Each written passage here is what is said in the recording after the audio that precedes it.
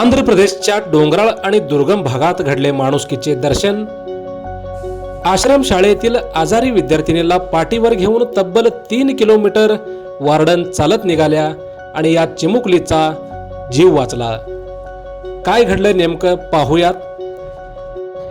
आंध्र प्रदेशमधील पार्वतीपुरम मन्यम जिल्ह्यातील एका महिला वार्डनने मानवतेचे प्रेरणादायी उदाहरण घालून दिले आहे। एकीकडे मुसळधार पाऊस आणि जंगलातील खडकाळ वाट आणि कोणतीही वाहतूक सुविधा नाही आणि आश्रमशाळेतील आजारी विद्यार्थिनीला पाठीवर घेऊन तब्बल 3 किलोमीटर पायी चालत रुग्णालयात पोहोचवल्या या वार्डनने आणि वेळेत पोहोचल्यामुळे या विद्यार्थिनीचा जीव वाचला।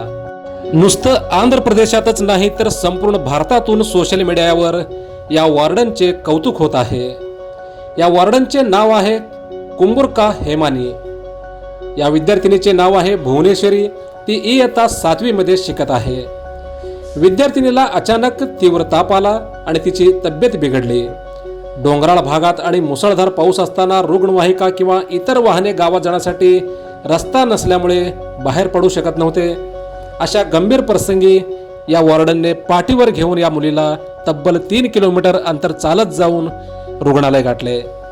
विद्यार्थिनीची अवस्था पाहून वार्डन हेमानी यांनी क्षणाचाही विलंब न करता त्या विद्यार्थिनीला आपल्या पाठीवर कमरेला कापडाने बांधले आणि खडतर पायवाटेने तब्बल 3 ते 6 किलोमीटर पर्यंतचा पायी प्रवास केला।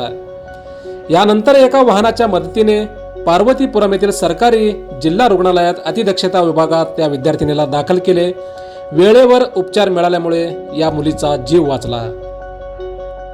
वार्डन हेमानी यांच्या या धाडसी आणि निस्वार्थ सेवेचे देशभरातून आणि सोशल मीडियावर प्रचंड कौतुक होत आहे।